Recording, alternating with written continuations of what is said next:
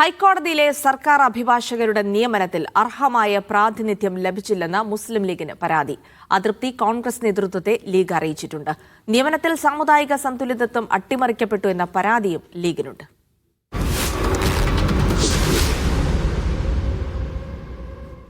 Senior pleader, special pleader, pleader പോസ്റ്റുകളിലായി 82 പേരെയാണ് advocate general ഓഫീസിൽ സർക്കാർ നിയമിച്ചത്. മുഖ്യമന്ത്രി തന്നെ കൈകാര്യം ചെയ്യുന്ന നിയമവകുപ്പ് നടത്തിയ ഈ നിയമനങ്ങളിൽ മുസ്ലിം ലീഗിന് ലഭിച്ചത് 9 എണ്ണം മാത്രമാണ്. കഴിഞ്ഞ സർക്കാർ നടത്തിയ നിയമനങ്ങൾ കണക്കാക്കിയാൽ 54 പേരെ കൂടി ഇനി നിയമിക്കാനുണ്ട്.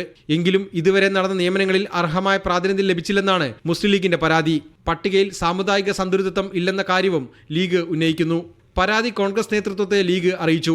അസന്തുലിതത്വം പരിഹരിച്ച് വേണം ഇനിയുള്ള നിയമനങ്ങളെന്ന് മുസ്ലിം ലീഗ് ആവശ്യപ്പെട്ടു. അതേസമയം മുസ്ലിം ലീഗ് കോട്ടയിൽ ഒരു എംപിയും സംസ്ഥാന സെക്രട്ടറിയും ജൂനിയർമാരെ തിരികെ കയറ്റിയെന്ന പരാതിയുമുണ്ട്. ഇക്കാര്യത്തിൽ പാർട്ടിയുടെ അഭിഭാഷക സംഘടനയിൽ രൂക്ഷമായ ഭിന്നത നിലനിൽക്കുകയാണ്. മുഖ്യമന്ത്രിയുടെ വകുപ്പ് നടത്തിയ നിയമനങ്ങളിൽ നീതി ലഭിച്ചില്ലെന്ന പരാതി മുസ്ലിം ലീഗ് ഗൗരവമായി തന്നെ ഉന്നയിക്കുകയാണ്. ഭരണത്തിന്റെ തുടക്കമായതുകൊണ്ട് തൽക്കാലം അത് പരസ്യമായി ഉന്നയിക്കില്ല. എന്നാൽ ഇനിയുള്ള നിയമനങ്ങളിൽ പ്രാതിനിധ്യം ലഭിച്ചില്ലെങ്കിൽ പരസ്യമായി തന്നെ ഉന്നയിക്കാൻ മുസ്ലിം ലീഗ് തയ്യാറാകും. കൊച്ചിയിൽ നിന്നും MK ഷുക്കൂർ, മീഡിയ 1.